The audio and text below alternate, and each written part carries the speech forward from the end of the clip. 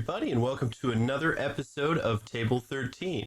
My name is Wooden Leg. Over here to the left of me is Shady Ankle Bottoms, and over here to the right is Mr. E. And below me, we've got a special guest, Mr. Jeffery Ingram of the Worldbuilders Anvil. How are you doing tonight, Jeffrey? I am awesome. How are you guys all doing? Great. It feels great to be beneath you tonight. So,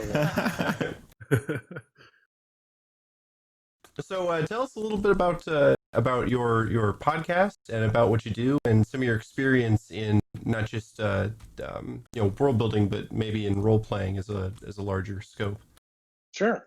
No, I do a podcast. I actually have no idea how many episodes I've done now. It's like I think 325. Talking primarily about world building, and like I know like the first 79 I did solo, and then I brought in a guest host for the last couple hundred or whatever. And really, it's my interaction with him that makes me try and forget it so much now. But, yeah, no, it's a lot of fun. I mean, you guys probably know from doing your stream here. Um, it's I love world building to an insane degree. I kind of come at it from the basis of I really kind of like the way cultures interact and the inconsistencies that make worlds feel real. But kind of in the last maybe year or so, I'm starting to come to the conclusion that when we focus on world building, sometimes we go a little too far over the top and overbuild, which kind of actually holds us back from the real goal, which is sharing and having fun with people, whether it's a book or a tabletop game or a video game. So whatever people do, it's like sometimes you need it all up front, but other times you can escape. So I kind of like to talk about it from the idea of building frames, and saying, okay, that's your set piece. Now get a little bit around it, and then you can start moving forward and playing with it, because you'll always get the player or the team that find the way to open the door that you've not planned. Um, they'll cross the border. They'll go warp in the wrong direction, and game's over. You're all dead. Yeah. You give me 2 hours to roll up a new sector. Yeah, you crossed the invisible border, the barrier, instant kill. I'm sorry. Killed by guardians. Yep. I kind of came by this world building thing. And for those of you who want to check us out, go to look us up on iTunes at worldbuildersanvil.com or Google Podcast, or if you go to my website, gardul.com. That's kind of the name of my main world. And so, what else would you name your website? But it's really pretty much just the podcast. So that's the funny thing. And so I don't know. I've gamed probably since the early '80s. Okay. I started with Redbox D&D. I was a kid at the time. I my first module I owned probably for a year was Caves of Chaos, which kind of forces you into world building, because there was like nothing else out that I could find around me, and was before the internet really. So you're just like, we have this module, guys, and there's a town on it. There's nothing Right. about it. I don't know. We need something. So you kind of guys just coming up with stuff and playing around, and then we were really happy when the expert set came out, and then moved over to AD&D, and then when I was in the service, probably Vampire and GURPS kind of took over, and GURPS really appealed to me as a world builder, because it's like it doesn't interfere with me. It's like I always get into these things where people are like, "Oh, that's not the way elves are," or "Oh no, that's not this, and this is not that." And page 72 of the monster manual, they have kobolds, and they don't act that way. Really? Okay. Oh, man. I'm going to attack your fight with a rust monster just to watch him run away. I have a long-standing debate I'd like you to settle between me and Eric about vampires, but that can wait later. His opinion will not change mine. I'm sorry. No, damn it! It's supposed to. But yeah, that's excellent points you've given here. One of the things that I want to focus on that you pointed out to I guess start off this interview that we're doing is you mentioned the scope of the world and that you find that a lot of people tend to overbuild their worlds. Yeah. And it stops them from really getting to what the purpose is, and is sharing the world with other people. Yeah. I see, in my own thing, I see a lot of people doing either underbuilding, which is like just like naming the country and then that's it, or overbuilding, which is like trying to get Tasmania. down. Yeah. Or like overbuilding, where they try to get down like the local economy of every city within the kingdom itself. Rename all animals. A cow's a caboozle. Oh man, Like, it doesn't help. Yeah, it doesn't that's help not at good. all. So, do you have any useful guideposts for like where people should like watch out for, or like something that you should like keep an eye out for if you're world building and then discover that maybe you're a little bit too far away from where you want to be? Is the one thing I say is you always want to have that purpose, right? So you can create that frame to where you want to be. So if like the players are going to start at a village, you have to have the village. You need to know what's around there. And I've talked about this with some of my friends because we're geeks and this is what you talk about. But it's like you do have an iceberg to where the players see the tip of it and more, so you maybe know the country the village is in and some of the dynamics that go on, but you don't really need to know the details about the lords unless it's going to be important. Right.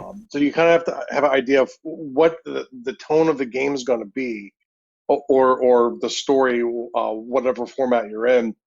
You have to know what the tone is going to be, because that will help dictate what you need to know. It's like you might have 34 races on your world, but do you need them all built if they're Right. not in anything? So Right.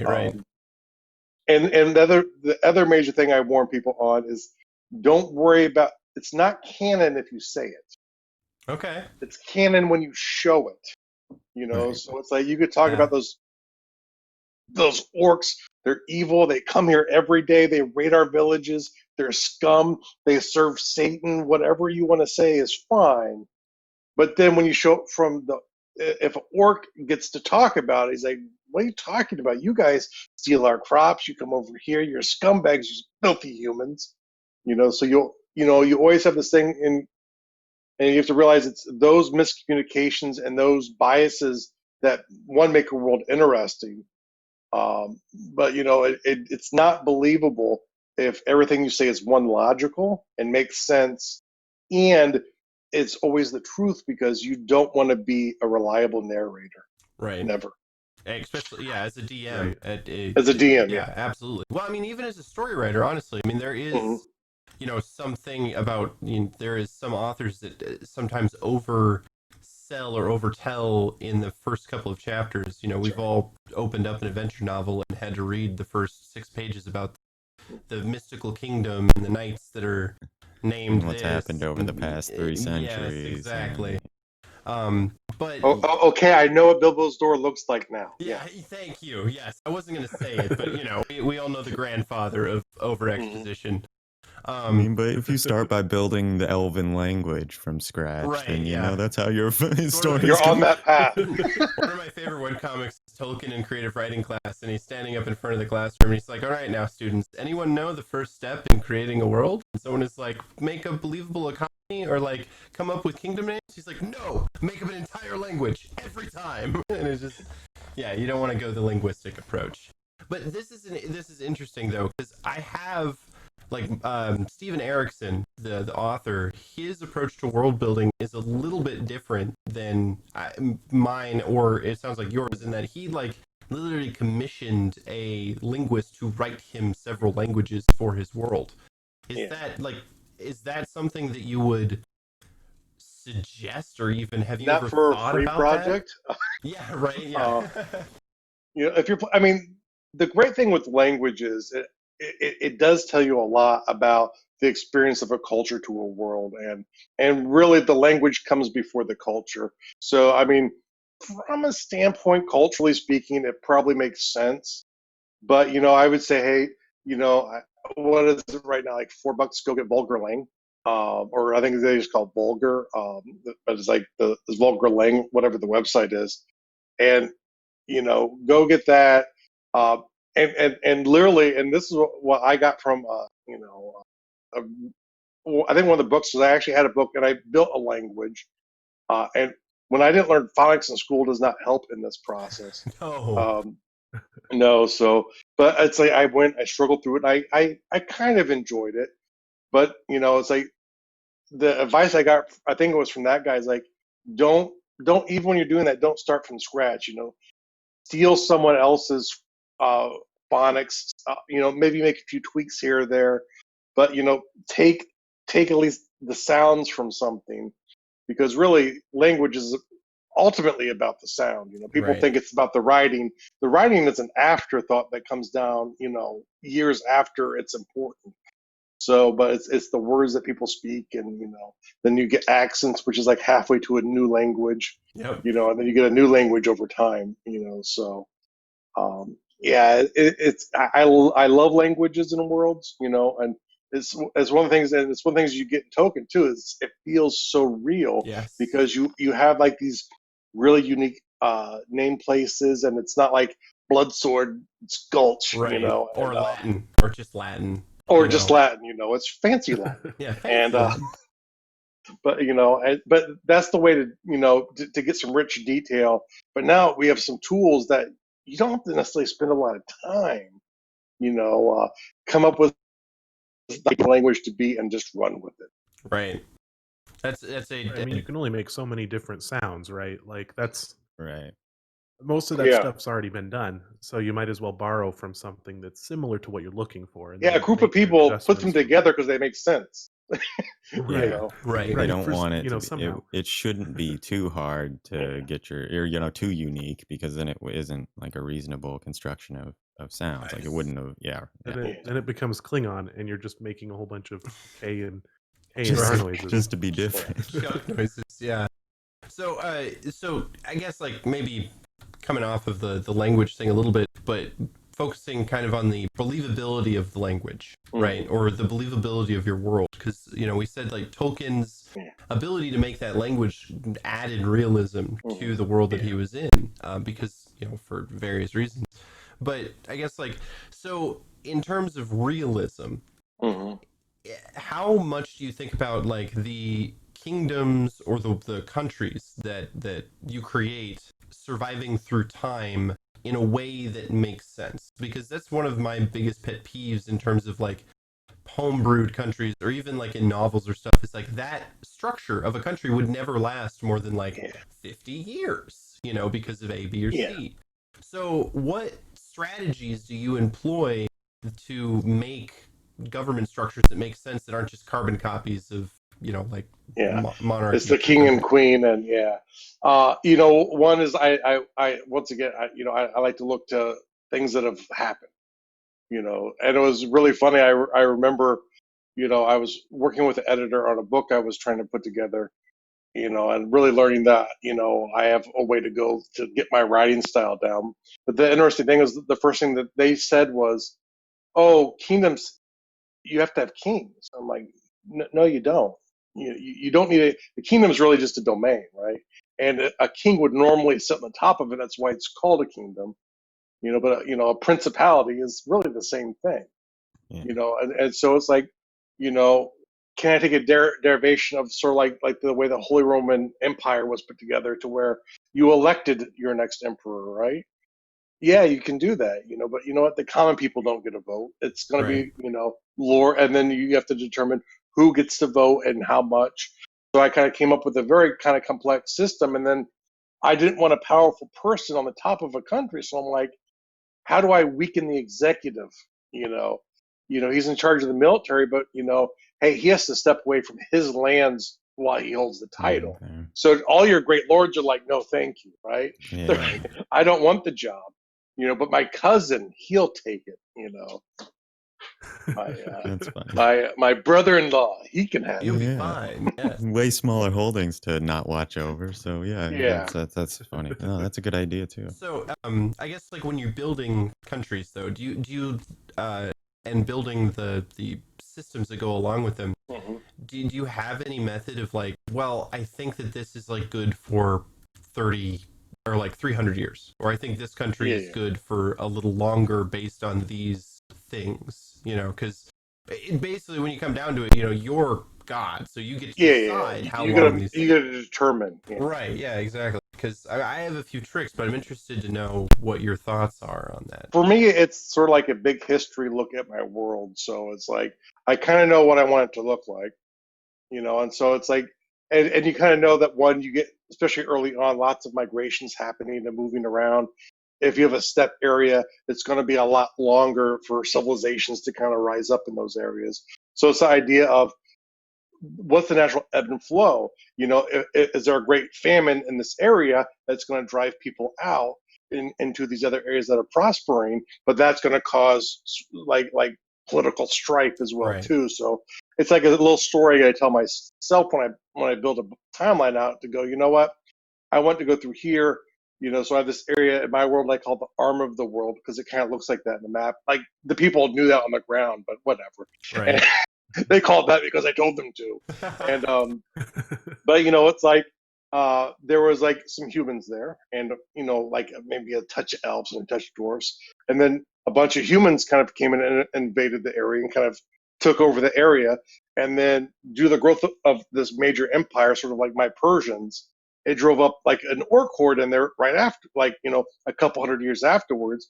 So then you have these humans come wreck everything in there and take over. You have these orcs come in and wreck and take everything over, and then you have everyone trying to fight and over time, it's messy. It's Oh like yeah. we always look at maps of history and go, oh, you have these nice clean lines between the Roman Empire and Parthia, and the reality is those borders are never. It's never clean.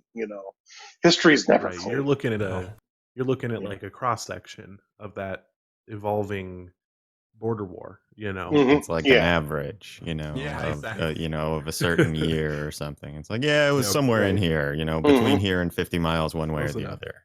Yeah. Yeah. So, But the longer you have those borders, the more likely you are to have strife and tension going back and forth, but also exchange of ideas. So it's like, you can try and hold on to your supremacy of magic, but really your neighbor's they're gonna get a little bit over time. yeah. So Right. So yeah. you Okay. look at it kind of as a cause and effect kind of causal situation where, things happen and then you kind of look how those would branch off and happen later on and Yeah. build your timeline according to that. Exactly. Yeah. And the great thing is I get to make the choices to go, okay, this is the point where the kingdom that's currently there is, because Right. I Yeah. do believe, it's like the kingdom of Bethania has ruled this land for 10,000 years. To me, I mean, I don't know if I would get frustrated reading it in the book, but it just doesn't feel right to me.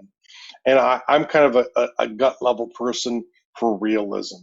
Like, does it feel Me right too. to me? Do I have a logic in my brain that makes sense? Because I know someone else out there won't agree, Yeah. and they'll oh, that's BS, that's not real, or that's just you're just wasting time, and that's fine because those, if you share, that's going to happen.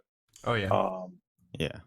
yeah, so you just kind of, you kind of, I don't worry about that, but it's like in my brain, is there a logic that makes sense to get me from A to B, knowing that, what, I'm a human being, how old's the earth? Like, I don't know, like trillion Yep. years or something, you know, lots of people have come to make all of these cultures and all of these religions and all these ideas. I can't really recreate that. Right. I Yeah. can just create illusions. That's once again why the frame is so important. So it's like if you're in theater, when people look at the stage, it's like, oh, that looks like someone's house, and there's like a second story. It's really kind of cool. But if you're on the wings, it looks like crap because Yeah. it's just fake walls. Yep. Yep. Yep. Yep. But that's an excellent point. Is like the bit of logic that you want to follow in your own head in order to Hmm. arrive at certain conclusions or decisions that you've made. Yeah. And I when I go through my world building, I try to put things in that if someone looked a little deeper, they would find my Yeah. logic and maybe like appreciate it a little bit. Like, Yeah. oh, they took the time to, like you said, like causally show how maybe a weather Hmm. system or conditions could have arisen to collapse a kingdom or even to Yeah. raise one in that location. Also, I find that if you have that kind of stuff, especially in the tabletop situations, it's Mm, easier to improvise if there is that sort of undercurrent yeah. of like reason Mhm. guiding this sort of interactions between people. Then you can sort of get yourself to a, oh, well, how would that work? Oh, well, because of this and this, it should probably go like this. Okay, cool. And then it doesn't sound like you're umming and ahhing your way through it, but Yeah. you're Right. actually just You risking a are. colon. Like, Yep. yeah. The way I like to think about it too is I treat all my countries as characters. So, Okay. as things are happening, um, it's like the players are obviously they have to be important in the story. It's a shared story you're really telling.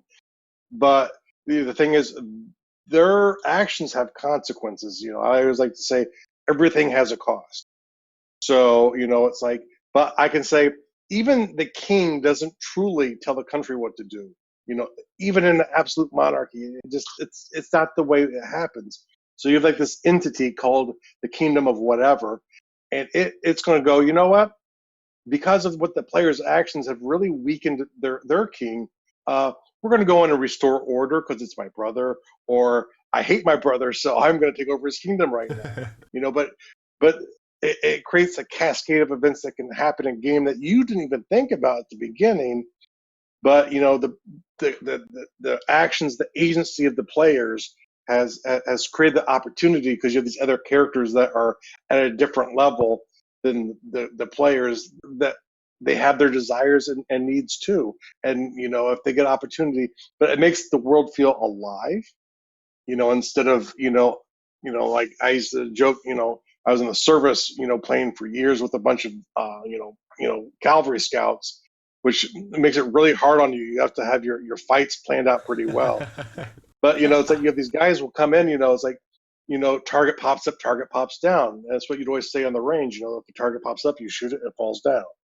And some worlds and some stories feel that way because nothing seems to be happening except as a reaction to what the player's Right. doing, and you need a balance.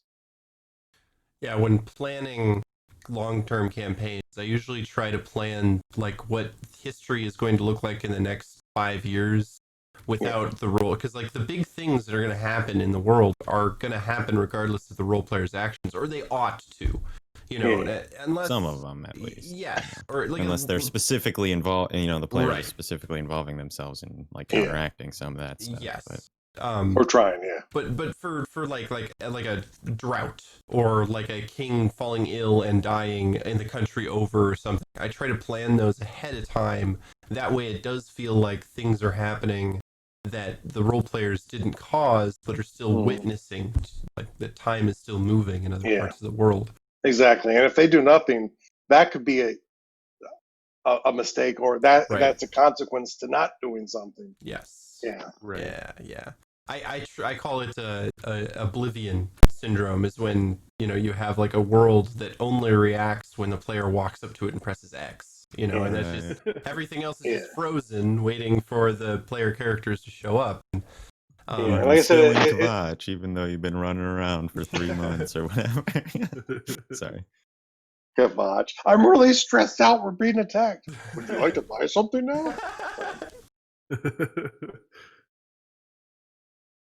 Great game. Wouldn't be Yes, I so love it. good I on a love it. Yes. tabletop, maybe, but right, it's right, it's a right. solid video game. But that's I think yeah, there's a difference in mediums, and with Mhm. I think if you were writing a book or something, um, there's maybe less value in talking about some of the stuff that's happening in the periphery because that's not the focus of the action, unless it If it becomes doesn't have the critical somehow. story, if it doesn't advance the story in some way, it becomes exposition. Right. Right. And once again, but sometimes, especially in fantasy, you kind of need exposition too. Yep. Why is there another kingdom? Do they like each other? Does it Yeah. matter? If it Do I doesn't matter, care? why Yeah. would I talk about them?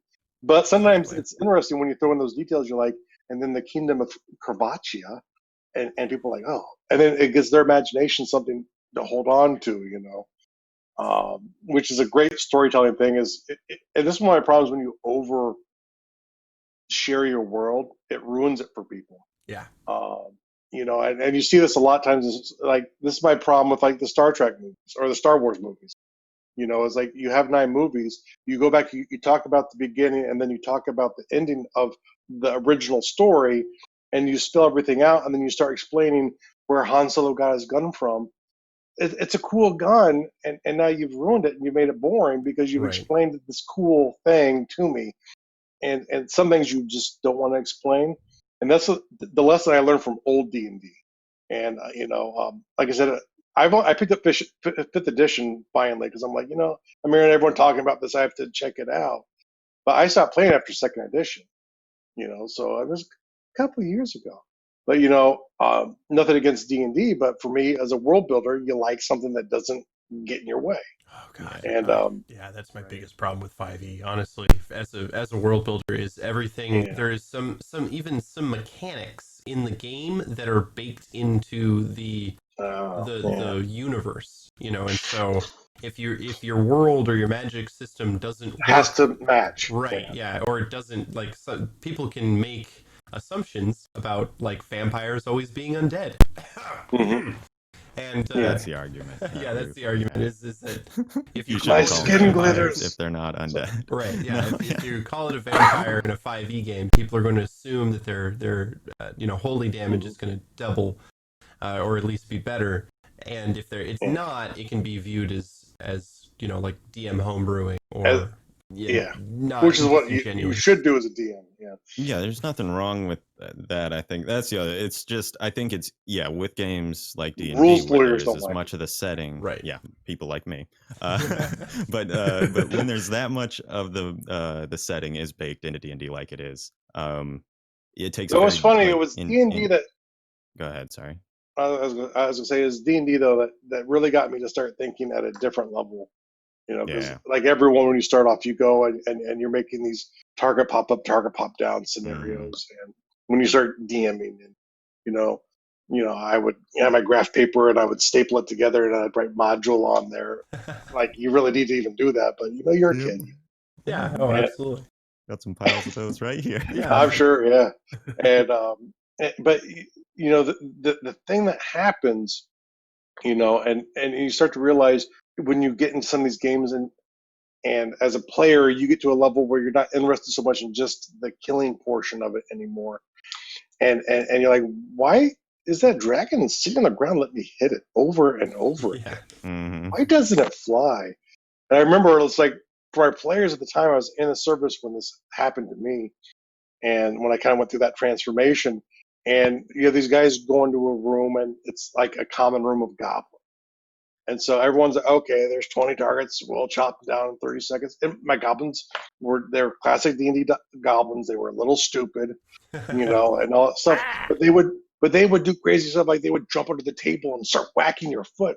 And it totally disoriented all the players because they're used to them just sitting there and not having like their own motivations and their own, even if it's stupid.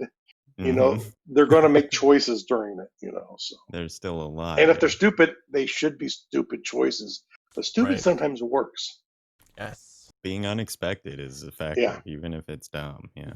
Like going under a table blows people's, like, who know how to, like, been trained to fight, like, you're totally exposed yourself doing that. They couldn't even conceive that happening, but they were trained, they knew what they were doing. These were like not even warrior goblins, they were just the common room rabble. The ankle biters. That's kind of like that's similar to some of the, when I'm running a game or I'm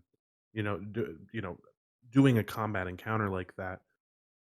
I always end up like, and it always ends up screwing me up because it makes the combat easier for them. But the people, like, they'll do stupid things because they're in a combat scenario. They're not prepared for it, or they're not used to that, or they're scared or whatever, and so they'll do weird things. They'll do things like they'll react to pain in a realistic way instead of just like, I hit you, you hit me, I hit you, you hit me.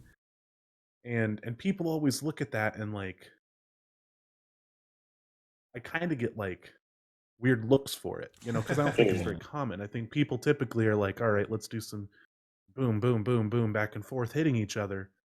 But I try to give it that level of realism, and I think that's kind of, goes. I think you end up attracting the players to you. Right. You attract the players that respond to that, and that's ultimately kind of what you're doing as a GM. Yeah. And that's you got to find the type of game that is enjoyable for both you and your player group, or if you're if that's what you're going for. It's got to be fun as a DM too. If you don't, if target up, target down is not your kind of encounter to run as a DM, then you got to find a way to mix it up. Even if your party just loves combat, then I think you got to find a way to make that interesting as a GM too. Yeah, and you always have to learn with every new party, because I remember like the first I got Vampire was huge when I got out of the service. Oh God, was it freaking like early '90s? Vampire was everywhere, and so I sat there and I meet this guy in college, and all of a sudden I'm running a Vampire game, and the problem was for the previous 4 years I'd been running for soldiers, so it's like I had created oh, this, I'm going to have an engagement here. This will be an easy engagement. And I learned very quickly when I killed all the players in that easy engagement that, when you call it an engagement and they don't even know what that means, what your level of knowledge sometimes supersedes even what should be used against them, and it leads to you being wrong, but they're all dead, so you have a chance to feel better about that. Well, I succeeded in killing all of them at least. Yeah. Well, I suppose like moving it back into the world building aspect of the internet, of the interview, I guess like that those little bits of realism that we were talking about as a DM, I think can be translated into world building as well, based on the same ideas stretched out over time. Like if you want to run or like are writing a history of like a war or something, you're going to really have to keep in mind that these like thousands of soldiers are all real people, and they're going to react unpredictably sometimes in certain situations. I mean, there are many stories of in history of sudden rallies or sudden routes. Like the Battle of Agincourt is a good example of, on paper, the CR, the French should have murdered the English. Murdered them. Like, that's right. Yeah. They were completely outbalanced. Their party comp was all wrong, and but it would still turned out really well for the English, because of the decisions and stuff that were made, and so that can be brought out in world building as well. So, do you have so we've been talking a lot about like what your strategies, but give us some examples of things that you've built that you think like kind of emulate this idea of this little like bit of magic. Yeah. Well, so speaking of magic, it's like for me, magic systems need to have a feel to them, which is one of the things I do struggle with in D&D with, because my concept of magic and D&D don't always mix. Oh yeah. And so in my world, I have this idea of divine magic, and that's sort of like clerical magic from D&D. You pray to a god.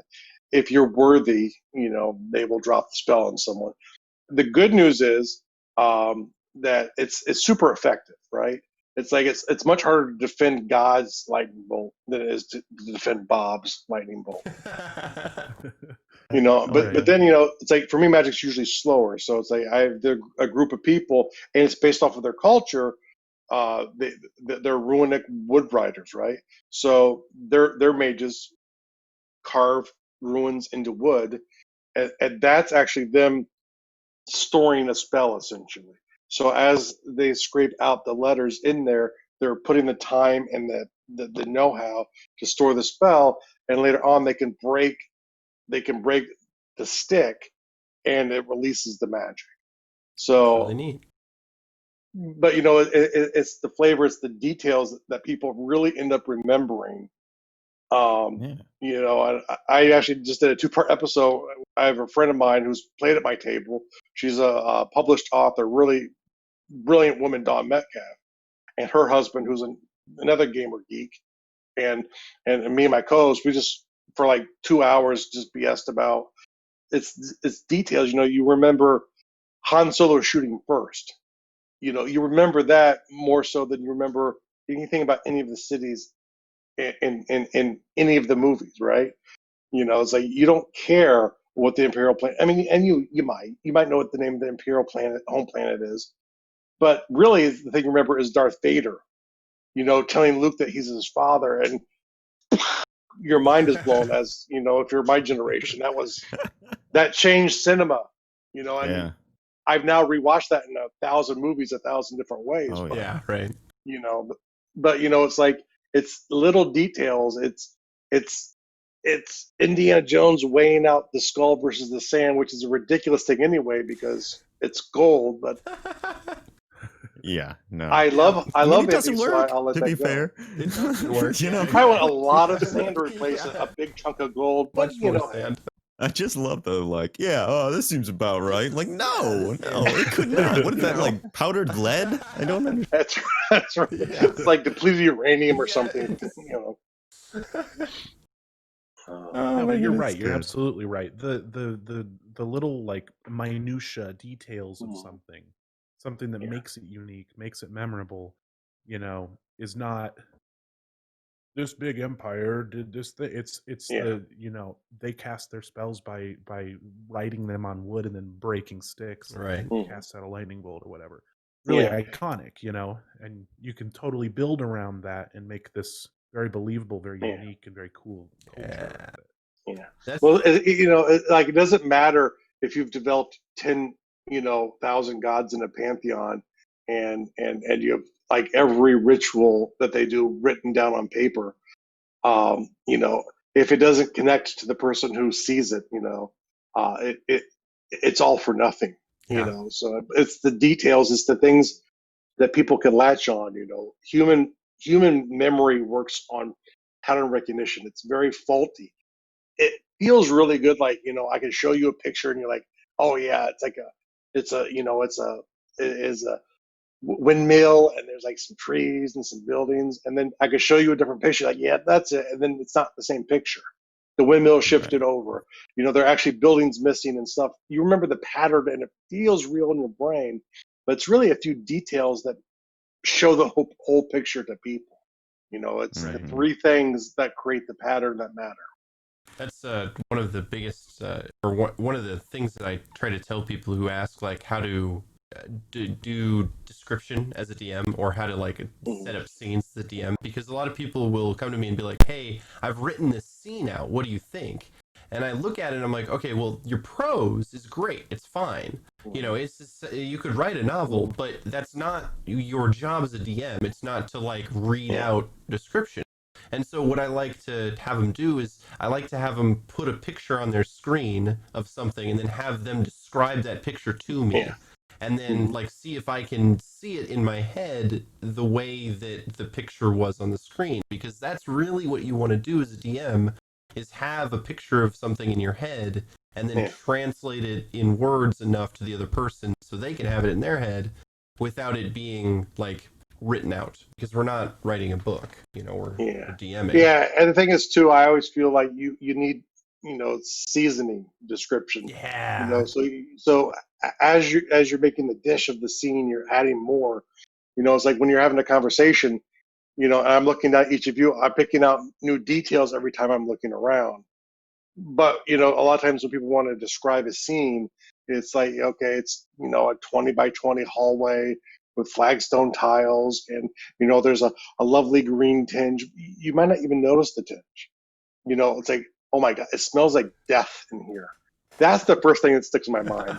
Some stuff Yeah, I do happened, that. and then is it like my lantern isn't working in here? What the F is going on? It just doesn't seem like it's bright enough, and maybe it's your mind playing on you, you don't know, but it's like you're adding it in every couple steps. You're not just giving it all up front, Info dumping, yeah. because humans we don't process that way, right? Doesn't We start internalize. seeing, and the more things that you have to bring in, the less you're going to notice, unless it's noticeable. Yeah, one of the things I like to say is, it's like you have the three things that you want to talk about, like as a physical description of the character. Is any of them more noticeable? Because that becomes the one thing that the people notice. Or maybe none of it's noticeable. That becomes the thing they notice. Like, there's nothing really distinguishing about this person. I guess it's a nice brown shirt. Right. So it's slower for the details to come in sometimes, and that's a judgment call. And there's no real right or wrong way, I don't think, to describe stuff. But for me, it's like you want to keep layering it in as it goes on, because in real life, when you come into a situation, you're always processing and bringing new information, which changes the picture, or it makes it more, or cements the picture in your brain. One Right. of the two things. Right. That's I excellent. think something that's really advice. powerful in describing something, particular like what you were talking about with the flagstone tiles and the green tinge, blah blah, blah, all that, is the feeling that somebody gets from that environment, because Yeah. that's going to be one of the first things I think that somebody gets. You might not know what it is that's making you feel like eerie or creeped Yeah. out by this place, but like you were saying with the toy, it doesn't seem like your torch is producing as much light as it was before. There's something weird going on Why? here. Yeah. And then as that'll get them to, I'm going to do a perception check. Then you can get Yeah. into the nitty gritty of things like, these different there's moss seeping When you're through GMing, you between the can cheat stones like and that too. Yeah.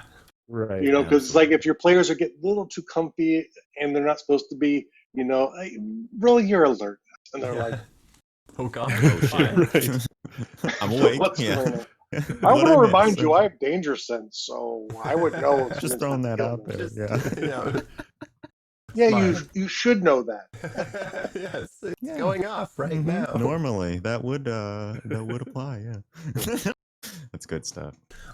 So before we get too late in this, I do want to touch on something that I think is very important to a lot of people and is important to me. And you mentioned, but I definitely want to dive in: magic systems and like making your own magic in your world, and not just like role playing, but like magic systems in fictional worlds in general. Mhm. There are some, we've all heard the hard or soft magic systems, Yeah.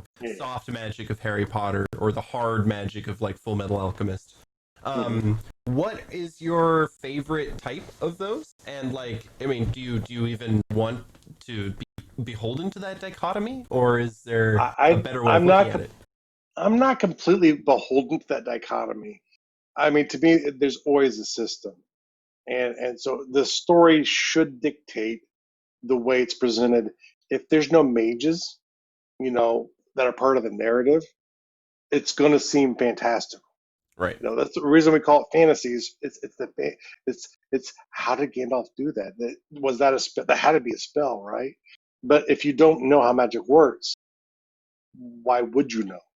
Right. But if Brad Sanderson is writing, your stuff for you, well, you have to know all the laws of magic.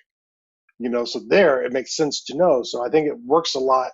It depends a lot on when you make the decision of the type of story and the way it's going to be presented to people, is how much of the system is revealed. But ultimately, you always need a system behind it to make sure that you have the logical outcomes from it until you want to break it.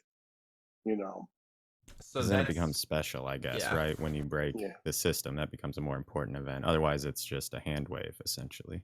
Exactly. That's the beginning to your sequel, right? Or the second trilogy. Right. It's because you just broke something major in your world.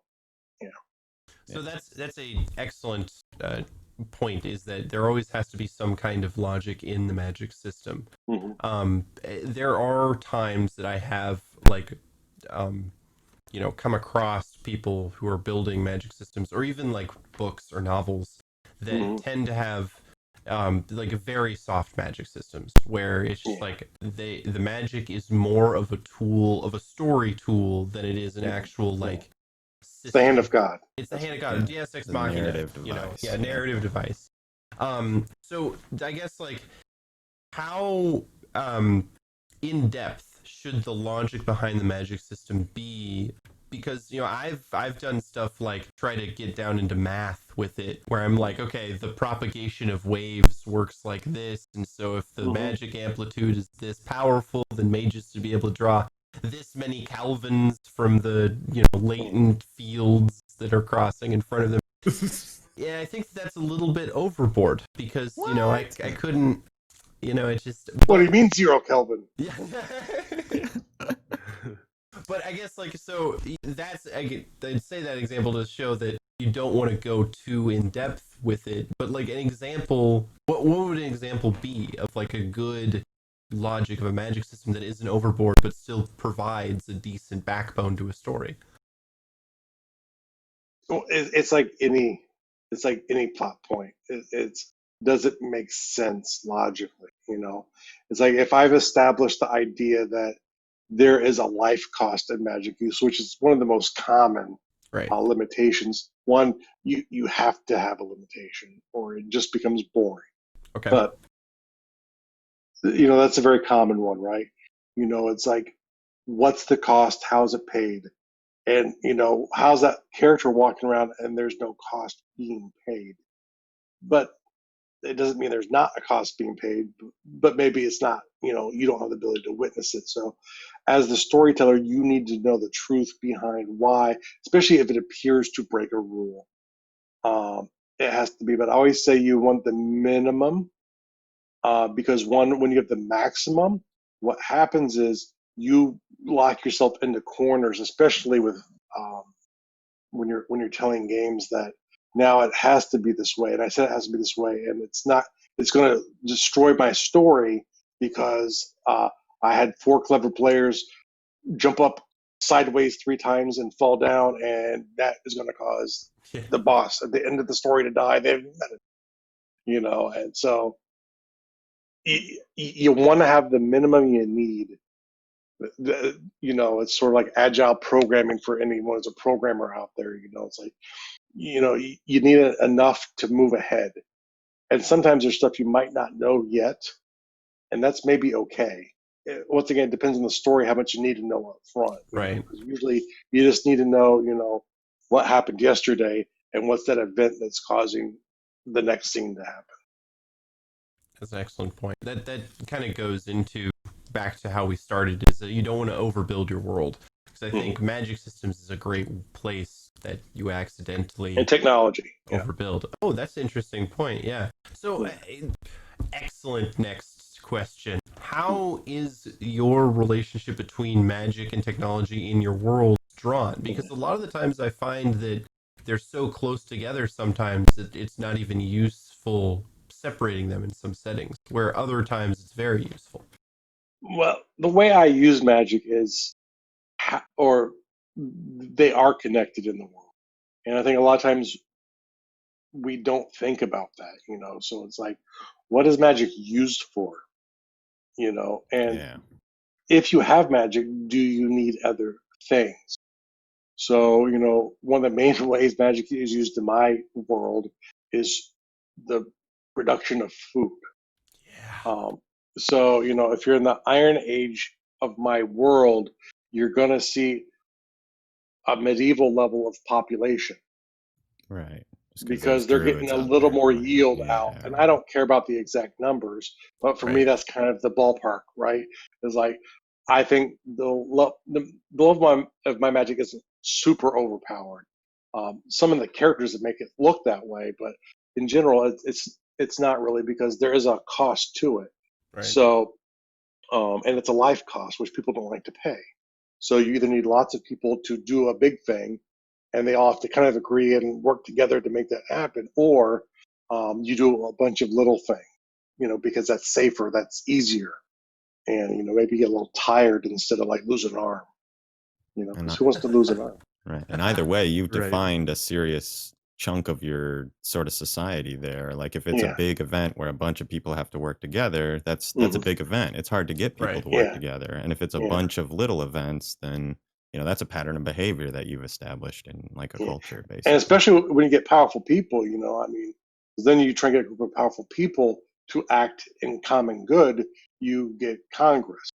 Yeah. And so, depending on either side you like, who cares?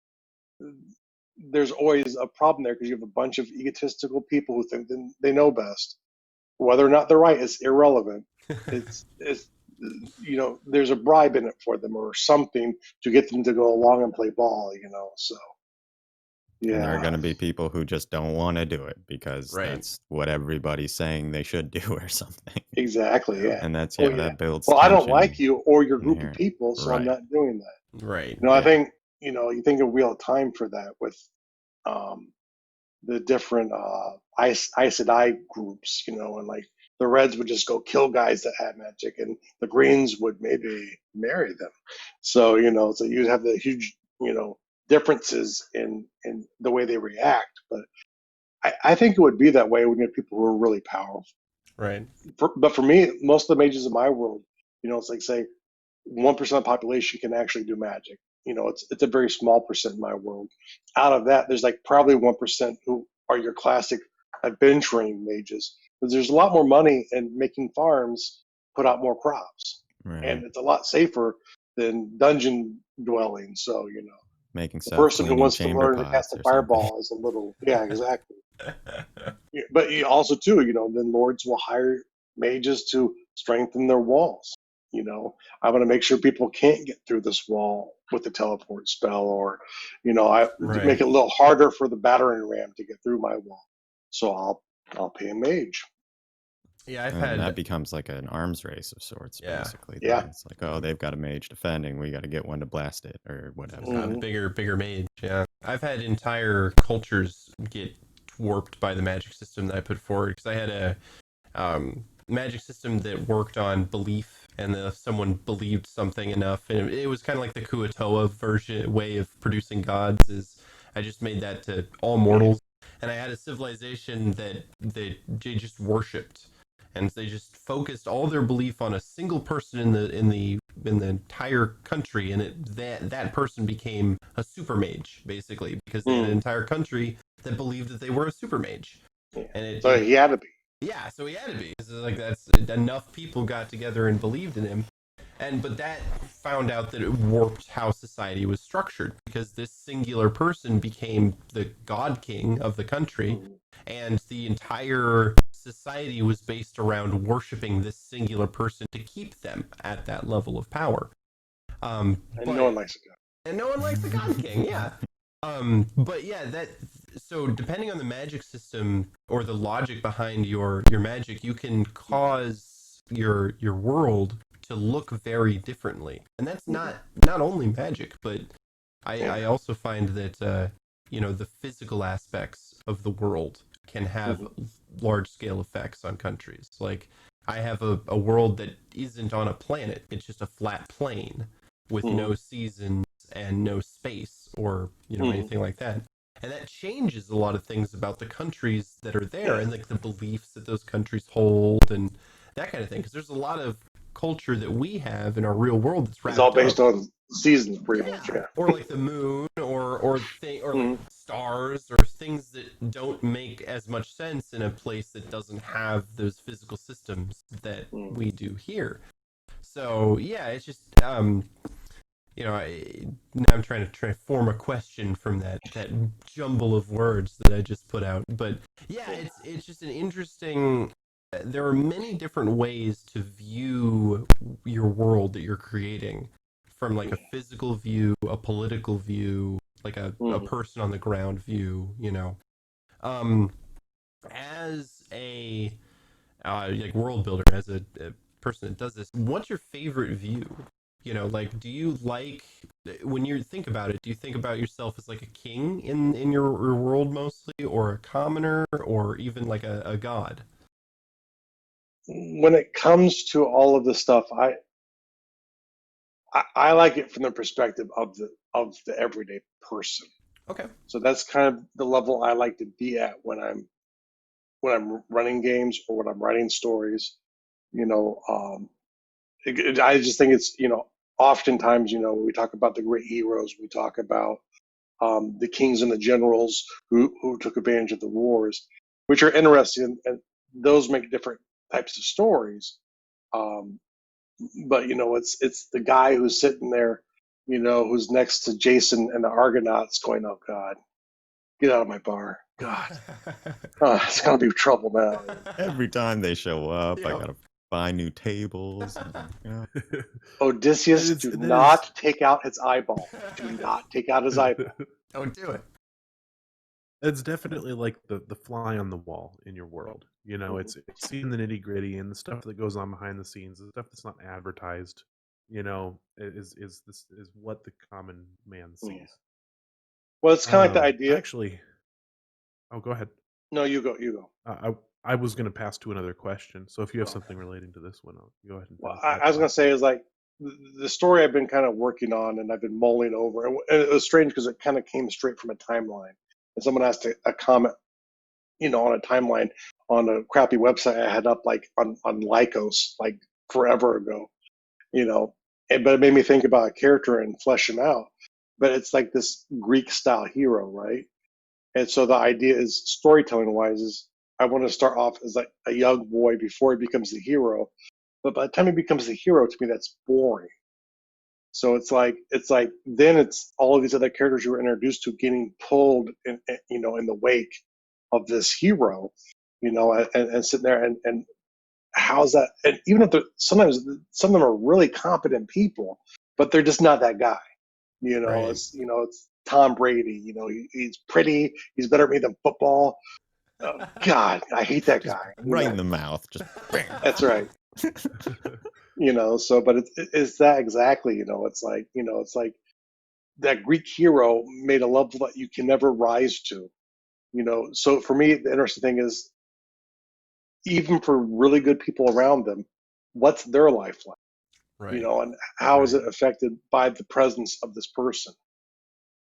The constant struggle to try to climb to the top of Right. the pile Yeah.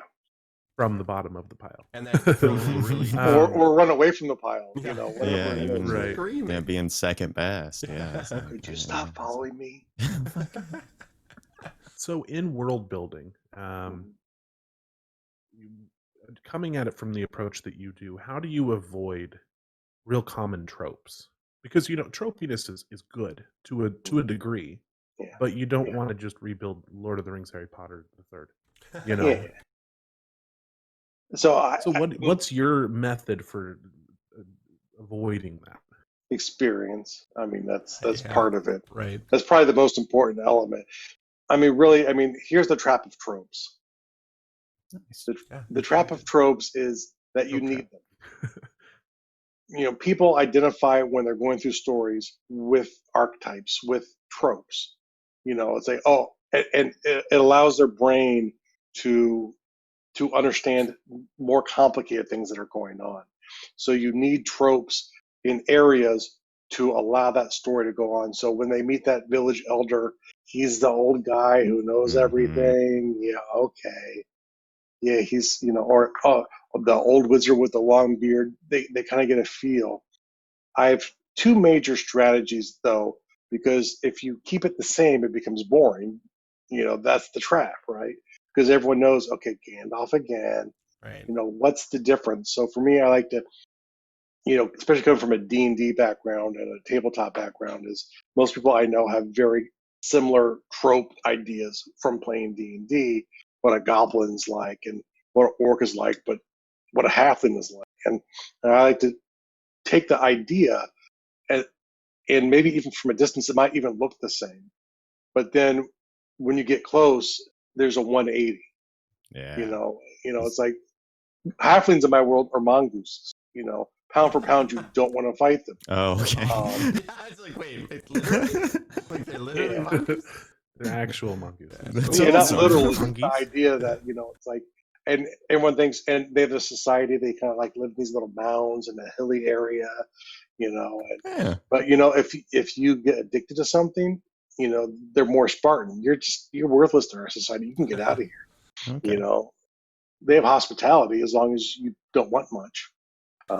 Right. Don't expect So much.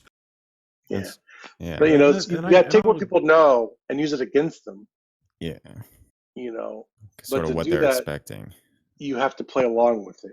Right. It's like It's got to be elf- reinforced once or twice before they'll fall Yeah. for it. Exactly. It's Right. like dwarfs in my world. The ones that you meet are your stereotypical dwarfs from worlds. When you go to the dwarven society, you realize that they're actually just been pushed out because no one likes them.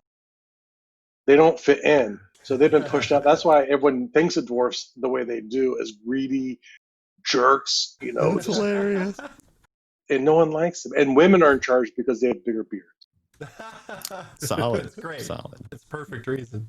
Size matters. Oh, But yeah, man. that's absolutely it. Is taking a trope and using it to create some sort of red herring situation. Yeah. because they'll fall into that trap. They're inclined to think, okay, it's a damsel in distress, blah blah blah blah blah. Let's go rescue her, and oh god, she's a soul sucking. Oh god, it's a mimic. She's the villain thing. Yeah, That's exactly. And I think the other thing you know. started with that's important is there's another side of that that's like, yeah, if you totally create from scratch and avoid every single trope under the sun, then you're going to spend They don't 20 minutes in understand it. exposition. Yeah. Because you haven't gotten to a point where they understand what you're The thing talking is, about or what the You concept. lose connection with the Yeah. It's like a common language. Exactly. I had a friend who ran a game of silicon-based life forms, and everyone I knew who played it said it meant nothing to them. It Right. bored them, Yeah. because it's like you have nothing to connect, and people need What those is that? connections. Yeah. Right. That's what Right. tropes and archetypes do, And the thing is, when you create the theme of your story, when you have that idea of how you want to present your world is the biggest tool for conveying your theme of your stories. So the thing is, once you have that down, you're going to use tropes and stuff, so they don't have to think about the peripheries.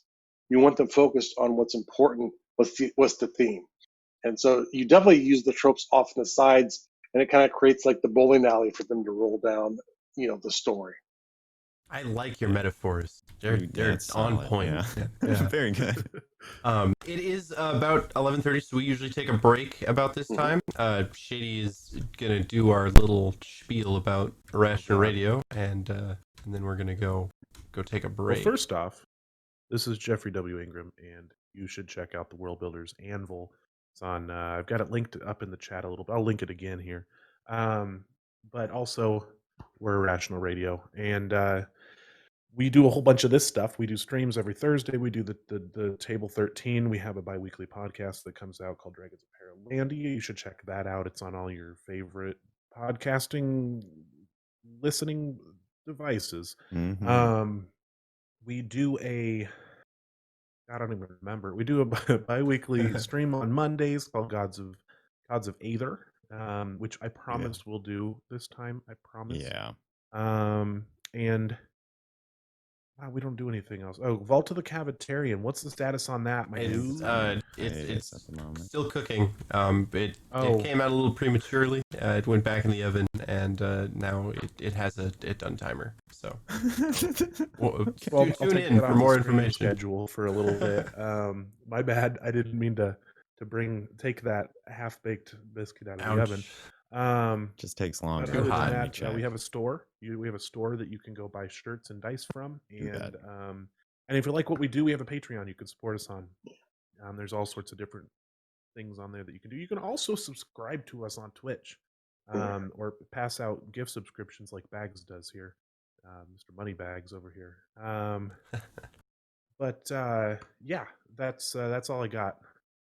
We will be back in about 10 minutes, and for the last But we're 20 back, or so though. here. We've got all our sound problems figured out. So, well, the question that I asked was, so for frames, how exactly do you use them? Like, what is the scope of the frames? The scope of the frames are based off of the story I want to tell. Initially it was not that way, so I have like a lot of stuff I don't need, and I kind of like doing it too. So, but in general, when I get to wanting to tell a story, whether it's going to be written for a game, video, or whatever I'm working on, at that point it becomes about the story and who are the characters in the story, where are they from, how do they get together. That becomes the frame I build. So whether it's a village or a kingdom or maybe spots on the map, where I know a lot about, but then the rest of it is what the idea is from the people in those spots. Gotcha. So when they talk about the orcs, it's the evil orcs that come raiding down the mountain because that's what we think about orcs. And then you go to the orc lands and they're like Janist fanatics where they like refuse to step on bugs. But yeah, so it's like it really comes down to what I need to start the story. And That way you the don't thing end up with too a is hole. You don't necessarily need to know That way much you don't about end a up with- religion. oh, Yeah, I was gonna say you don't need to yeah. know. Oh my goodness. Jesus Christ, we're like Oh people my trying to God. walk down an aisle at a store. You go ahead. I will back my cart out of the aisle. So it's like sometimes people will put like a lot of effort into religion, but then the story never takes people to a temple. Right. It never exposes it. So I guess it's good to know the flavor and some of the ideas, because that does impact the culture, but you don't really need to know anything about the rituals if people don't It's witness not them. critical. Right. Yeah. Right. That's a really Yeah, interesting and I point. guess Oh, go, Brett. You've been dying to say something now. what it does, I think, is, from and I totally agree. You if you're running a game, if you're making a video game or movie or whatever, and you are describing the people walking through town, you want to know what those people are talking about, and you want to know enough about those things that you're not having to come up with too much on the fly, so that it's not, the church. Oh, I didn't do any. There's a big church in this town, but I didn't figure anything out about religion. So, but if you do too much on that and they don't ever interact with it, then you've wasted your time. Right. To a degree. Yeah, or at least, yeah, it's not been the most efficient expenditure of your effort and energy as a DM or world builder or whatever. Yeah, the better thing to do, I think, is you want to create kind of like random encounters, but not really. So based off of the characters and sub backgrounds and all of that stuff, is you need pocket scenes. Yeah. Especially if you're game mastering. This is easier to me if you're writing, because you're plotting scenes out there. But when you're game master, you can't always control it. So you kind of need some good detailed scenes to mix in. When they go so far off course, you don't have any idea what to do. So you can throw something that makes you look prepared. As you're sitting there writing notes desperately, like, Oh God, oh God. Yeah. and before you lose it, Marketing just call off scenes the is party. almost a better way to describe it than random encounters, because random encounters make you think combat. They make you think something like that, which is much less story driven and RP heavy than something like a scene. That could be literally anything. Yeah. So Yeah, for me, it's story first. So it's like, what do you need to tell the story, and and the bigger key is what is actually true and what's not true. So it's like, and even it's like your idea of the structure of the kingdom could be flawed if you're from a position that you really, you're a peasant from a village. You probably really don't know how the king interacts with the people. right.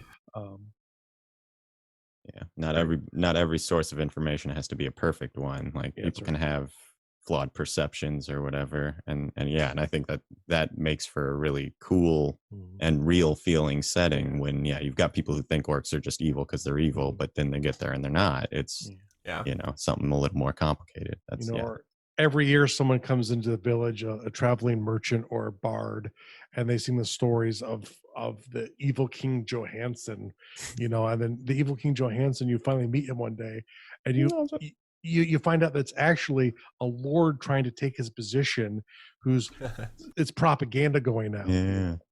Right. So it's like sometimes it's a lie on purpose, Right. Yeah. There's an intention or an incentive there for somebody. Yeah. No, that's a good point as well. That happens a lot in the real world. That's you don't think about it when you're playing D&D or whatever sometimes though. The truth is everything's messy. And you can't make it too messy in a story. It's right.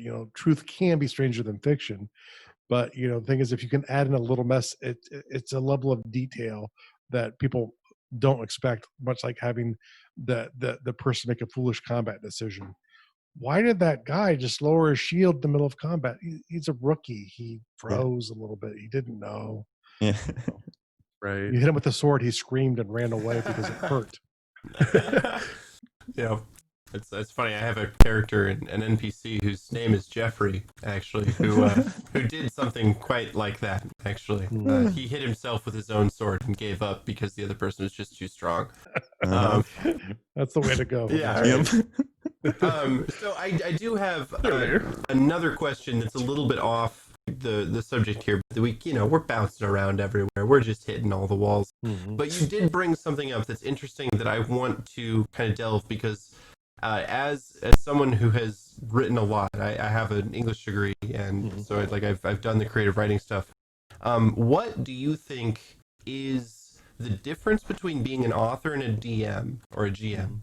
And what do you think is like the I guess like the benefit of choosing one medium of storytelling over the other?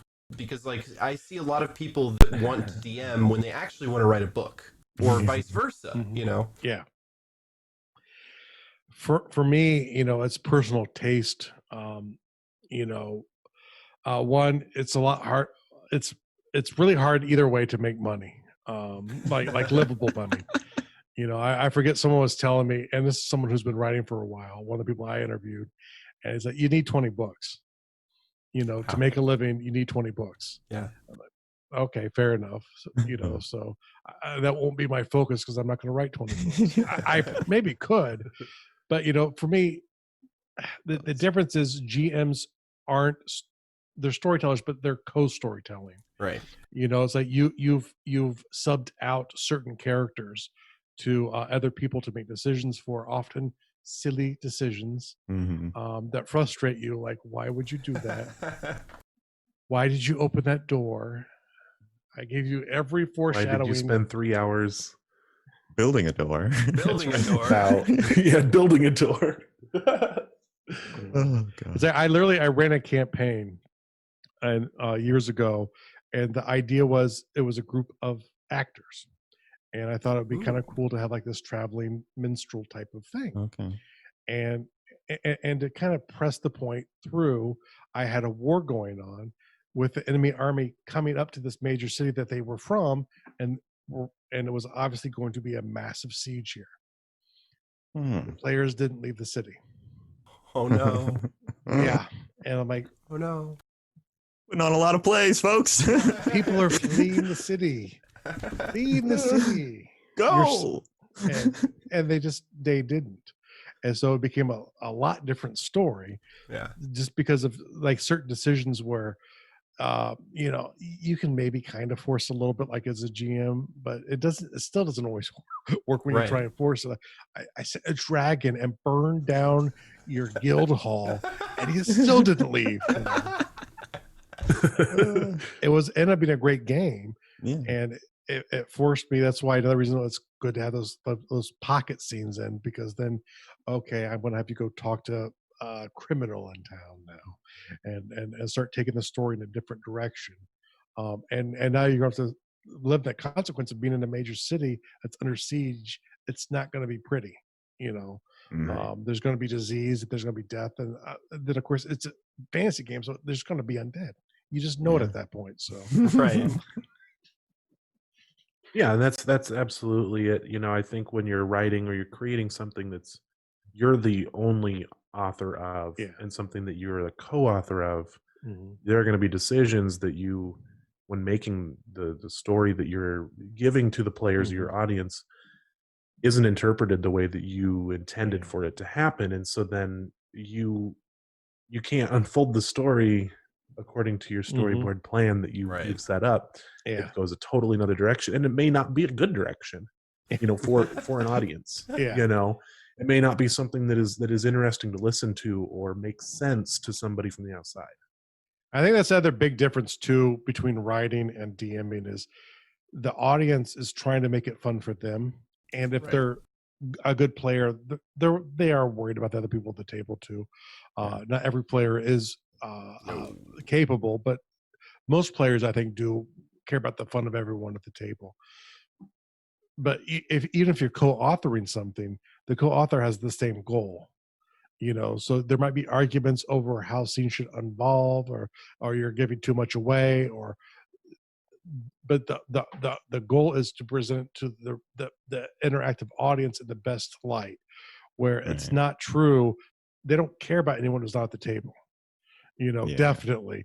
And some players don't even care about the other people at the table. Right. Yeah. We've all been there. That's something we've kind of run into in podcasting, is the audience isn't the table anymore. The audience is the people beyond the table. And so there is a little bit of like decision making where we try to, where we've maybe run into a situation where one person thinks that this doesn't make good radio, and another person thinks that it does. Yeah. And you have to like step back for a second and sort of talk about it and see, where are we going, but yeah, it's definitely a different ball game, and I think both of them are definitely things that are difficult to maybe DMing more so than writing, but to make a living doing. Oh yeah. Oh, almost. And I tell people too, it's like when you're struggling as an author, a lot of times it's because your storytelling skills aren't where you hope they are. And there's the pro side of it too. That's a different problem. But when you're struggling with the stories that are happening and you can't control your characters, which blows my mind. I get it when Joe is playing the fighter, but when you're playing the fighter, you should get him to go, maybe I have to throw a new scene in there to get his motivation correct or something. But the simple fact is you have complete control over your characters when you're writing. Yep. Right. But when even at the people table, do get stuck. Sorry. Yeah. I was just sorry. Go. People do get stuck. And the reason is I think GMing is a great tool to get past that. If you don't have the experience as a storyteller to write the books the way you want to storytell, and you learn under fire, because the players, they'll let you know right to your face if it doesn't work. Yeah. Thank you. Yeah, it's one of the most immediate ways to sucky. Yeah, that's my goal. I was aiming, but that's one of the most immediate feedback kind of situations for storytelling. There really isn't a lot of other ways to build a story and then convey it to somebody right at the same time, like you do in tabletop games. And then the other thing I was going to say while I was cutting you off there was that there are, I think, you do have some amount of like, even at a table, there are people who are saying, well, like that's what my character would do kind of stuff. And, there's an extent to that, I think, too. But then there's also, that's just an excuse for bad players to be bad players. Yeah. And you always choose to play a lone wolf character who never goes with the party anywhere. Yep. And you always die. Yeah. All by yourself. Funny. Yeah. Well, we are getting close to that midnight time. So, but we do have somebody in our community who's asked a question. Bags put in basically that. Is his he's Trogdor now, not Bags. Trogdor the Bagsinator, though. He says, Jeffrey, you are always so thoughtful about your wife and your podcast. Does she play tabletop RPGs? And what advice do you have to give people who are digging into world building who have significant others? Be generous with them. They're going to look at you like, why did you just spend $30 online? This is a new map making thing I found. I just want to test it out and see what. Oh my god! Okay. So yesterday, I walked outside with my wife and said, "I want to spend $30 online." Like on what?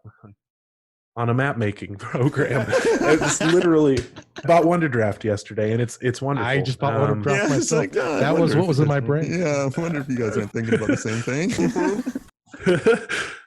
So it's kind of funny that you mentioned that, but it's that's one of those things. $30 for an image thing where you put mountains down on okay. But I go ahead. I'm sorry, I didn't mean to. Yeah, no, that's fine. Yeah, but you have to be generous with them. My wife has played tabletop with me, and she's really supportive because she thinks I'm a wonderful storyteller, and she's encouraged me to work on writing and to use these skills, even though they're not profitable. It's like even the podcast, it's like I don't have the monetization set up. I never had a plan for monetization going into my podcast. No Patreon, and that's okay. If you see the level of effort I put into my show notes, you understand that you're getting it for free. But it's like you have to be generous with them because you're asking them for something. And when you have that other person where you're saying, I need time, especially, we had a kid a couple of years ago, which I'm almost 50, so that was a bit of a shock, uh, but still, it was a good shock. But Mhm. the thing is, it's time away from your family to do the, especially the world building side of stuff, and and the formulation of the story and the races. And if you decide to make languages or however you want to dig in, and you focus and you over focus on a spot that you love, that's why you world build. So you have to be generous, and you have to, one, be willing to let them do their thing and make sure that they have the time to do their thing, and to not judge them. If you think, knitting is silly and your wife knits, you don't smirk. You go, oh, have fun knitting. I I'll watch, I'll watch little Eric, and then, which she insisted that is actually named after a character in my world. Oh, nice. So Nice. they Cool. can be influenced, but Yeah. but yeah, she's not really a tabletop gamer. She did with me and my friends because she loved me, and she enjoyed it, but it's definitely not her thing. She does do a good healer in MMOs if you run into her, though. So. Keep an eye out. No, I feel you 100% on that, because it's it's definitely, whereas you might sit here and be building this big world and doing your thing that you love doing, Mhm. they're looking at it and going, okay, he's playing make believe with his friends, or he's Okay, it's drawing another maps for triangle. some right. And so it is the knitting that you mentioned to them, Mhm. and you are asking for time to sit and talk about elves and aliens Right. and spaceships Yeah. Right. instead of real world things. Yeah. And the conversation has absolutely happened between me and my wife about there's not a lot of money in the amount of time that's spent doing the things that we like to do. That's right. And so it is something that if you are going to spend a good amount of time doing it, you got to be on the same page with your student. Yeah. Absolutely. I actually did an episode. I think it was called the Relaxation Accord. I forget. It's relatively recently, so I have no idea what it was. But essentially, we talked about this. It's like anytime you're in a relationship, you're looking to create win-win. You should really do this with anyone at any time, but especially with your spouse. Look to create like a accord where you agree upon certain things, because later on you have that to stand back to, because there's always going to be times that one they get interrupted. Like Mhm. I know you said you could world build, but I'm sick. Could you watch the kid? Yeah. Yeah, you know, but you can set those rules up ahead of time, and it takes away a lot of the conflict there, and really, the thing is, enjoy the people you're with. It's like, you know, hopefully when you get married, if you get married, for everyone out there, do it with the person that you want to talk to when you're 90, Right. because that's the person who you can interact with and have that long relationship with, unless you hate to talk, which I obviously don't. Yeah. Well, we really appreciate your verboseness here, because Yeah. that's what we are too. So Mhm. like if the constant interrupting each other wasn't obvious, we all have a lot to say. So Yes. well, thank you again. We are at our midnight. We're a little bit past it, but we had those technical difficulties, so we won't count it. But thank you again, Jeffrey, for showing up. Everyone who's listening, check out his podcast. We're gonna throw up the link again, or do we throw up the link again? We'll throw I'll it up. Pepper the link. Pepper the chat with the link. Regurgitate it all Yeah, over the links. that. The Worldbuilders Yeah, Anvil yeah. podcast. There you There it go. is. Perfect. Oh, can you give me a sup from the mug of Java real quick? What?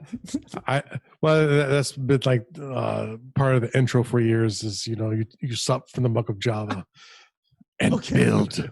It's very very underdramatic, the intro.